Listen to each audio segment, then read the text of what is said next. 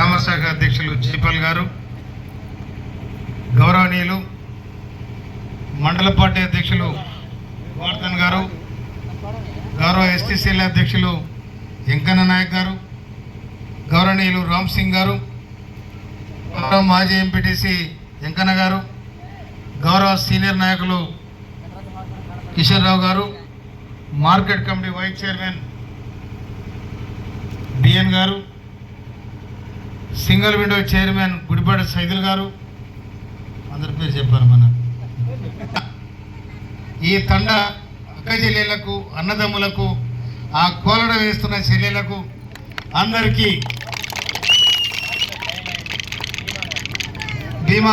భీమా నాయక్ ఇప్పుడు చేరైన తమ్ముడు రవినాయక్ గారికి, నాగు నాయక్ గారికి, నిండుగా నాతో పాటు వచ్చిన కాంగ్రెస్ శ్రేణులందరికీ గుడితండ గడ్డకు వందనం, గుడితండ బిడ్డకు వందనం, శుభాభివందనం. భాయ్ రామ్. మీకు నిండుగా నేను శుభాకాంక్షలు తెలియజేస్తున్నా. ముందుగా వారదేవుని కూడా చెప్తున్నా, వారదేవుడు మంచి వర్షించాడు కదా, బ్రహ్మాండమైన పంటలు, ఎక్కడ చూసినా పచ్చదనం, నిండా పొలం నిండా ఇల్లు, చెరువులు అలుగులు పోసి పాకులు పెట్టి, అంటే కాంగ్రెస్ ప్రభుత్వం అట్లుంటది, రేవంత్ రెడ్డి గారి సర్కార్ అట్లుంటది. అందుకోసమనే మొన్న ఇంకొక మాట నేను చెప్తా ఉన్నా, ఎస్సీ ఎస్టీలను కాపాడింది కాంగ్రెస్ పార్టీ, ఎస్సీ ఎస్టీలను కాపాడింది కాంగ్రెస్ పార్టీ, దగ్గర తీసింది కాంగ్రెస్ పార్టీ, రిజర్వేషన్లు ఇచ్చింది కాంగ్రెస్ పార్టీ, భూములు ఇచ్చింది కాంగ్రెస్ పార్టీ, ఇండ్లు ఇచ్చింది కాంగ్రెస్ పార్టీ. ఇందిరమ్మ రాజ్యంలో ఇవాళ రేవంత్ రెడ్డి గారి నాయకత్వంలో మళ్ళా ఇందిరమ్మ ఇండ్లు వచ్చినాయి తప్ప ఏ సర్కారు రాలేదు. పోయిన సర్కారులో ఏమొచ్చినాయి? పోయిన సంవత్సరం పోయిన సర్కారు ఏమిచ్చింది? బొందలగడ్డ, శ్మశాన వాటిక, వైకుంఠధామాలు. కానీ ఈ సర్కార్ ఒక్క ఇంటికి 5 లక్షలు పెట్టి, ఒక్క ఇంటికి 5 లక్షల చొప్పున ఇవాళ ఇల్లు ఇస్తా ఉన్నాం. ఈ తండాలకు 4 తండాలు కలిసి ఎన్ని ఇల్లు కావాలన్నా కూడా ఇచ్చే బాధ్యత నాదని కూడా చెప్తా ఉన్నాను. 10 ఇల్లు ఇచ్చే బాధ్యత నాదని కూడా నేను మనం చెప్తా ఉన్నాను. తర్వాత ఒక్క మాట, గత 10 సంవత్సరాలు తెలంగాణ కోసం కొట్లాడి అమరుడైన అమరవీరుల త్యాగబలం తెలంగాణ వచ్చి కేసీఆర్ చేతులు పెడితే వారి తరఫున గెలిచిన ఎమ్మెల్యేలు మొత్తం రాష్ట్రాన్ని లూడి చేసిరు, నియోజకవర్గాన్ని లూడి చేసిండ్రు, భూములు అమ్ముకున్నారు, ఇసుక అమ్ముకున్నారు, సర్వం దోషిండ్రు. అందుకోసమే కోపం వచ్చిన ఎస్సీ ఎస్టీ బీసీ మైనార్టీలు అందరూ కలిసి ఏకమై కేసీఆర్ ను బొందబెట్టిండ్రు, కేసీఆర్ రాజ్యాన్ని బొందబెట్టిండ్రు. ఇవాళ కేసీఆర్ ముఖ్యమంత్రి అయినాడు, ఆంధ్ర తెలంగాణ విడిపోయినాడు. కేసీఆర్ కు 17,000 కోట్ల రూపాయలు ఇవాళ దాన అక్కడే నిలిచి ఇచ్చిపోయినారు.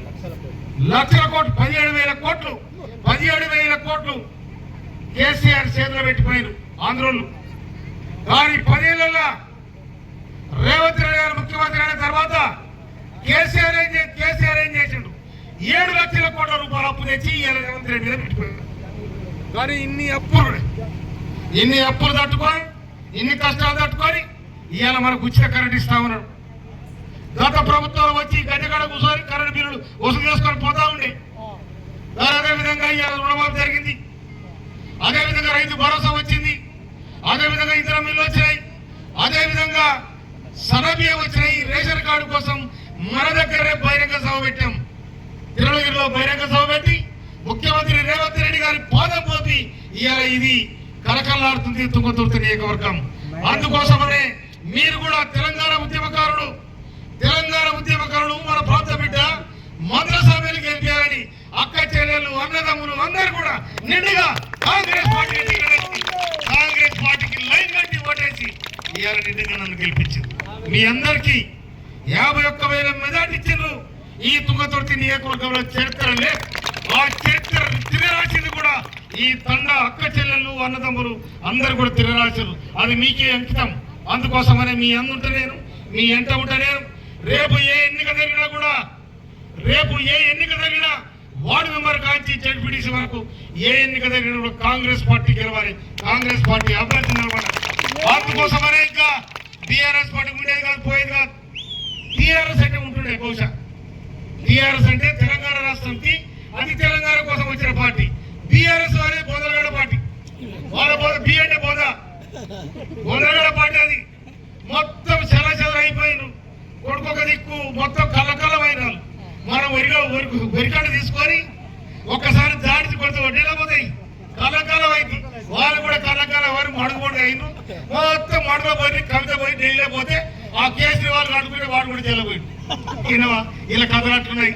అందుకోసం బీఆర్ఎస్ పార్టీ ఉండేది కాదు, పోయేది కాదు.